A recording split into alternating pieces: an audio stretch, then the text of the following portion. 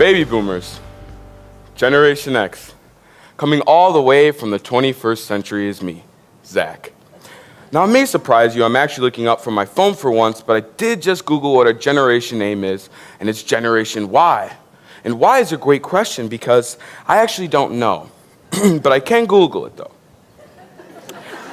Now, you may further well know me as your fellow millennial.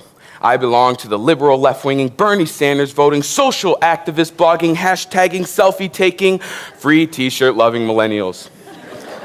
You could say I spend too much time on the internet or tell me more about global warming not being a problem 30 years ago, but most of the time, I'm not paying attention. Now, I don't mean that to be taken offensively, but I do feel rather there is a deep disconnection between me and most of you.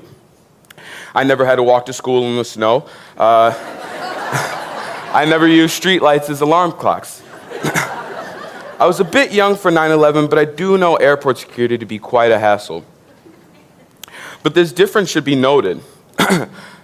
How can you, as educators, connect to us? Us being the predecessors of you, living in a modernized society where all of human history lays in the forefronts of our pockets. Information is disposable. So how can you make us connect to information we already have? Now, most of you have networked before and met quite a lot of people. Some you can say you learned a lot from, some you don't say much at all.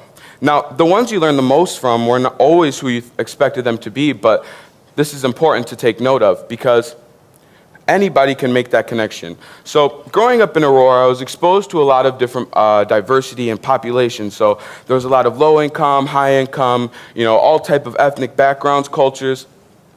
So I was exposed to a lot of different students, and I saw a difference in how environment really did play a factor in how students learn. But today I really want to move from the whole aspect of environment being something physical, but rather something more spiritual and something that you can create by yourself. So how you welcome your students in, if you allow your students to talk to you, or by creating this own environment.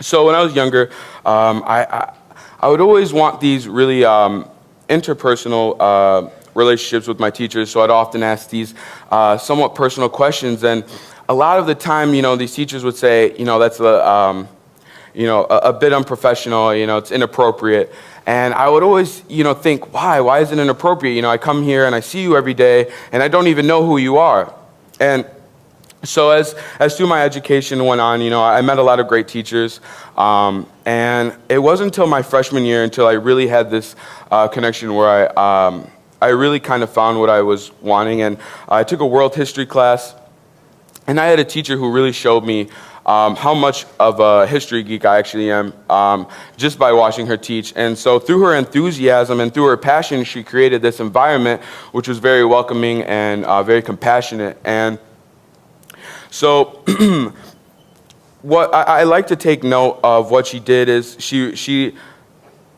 broke down this whole barrier of her academic and her professional life and me as a student, and exposed herself to the fact that she could learn from me as much as I could learn from her. So I feel rather that by breaking down these preconceived of ideas of teacher-student relationships, we can actually create these connections and these relationships, and we can create bonds and things that aren't actually something physical, but rather something that you can actually feel. So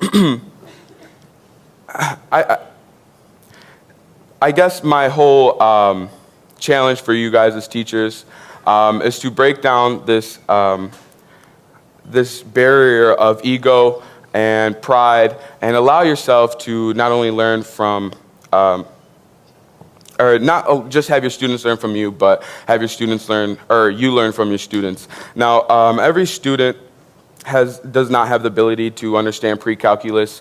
Not every student can remember the 10 Bill of Rights. I know I still can't.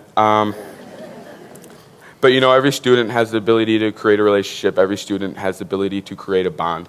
And I feel like we need to capitalize that and learn from it and move on from it. Thank you so much for having me here. It was a wonderful time.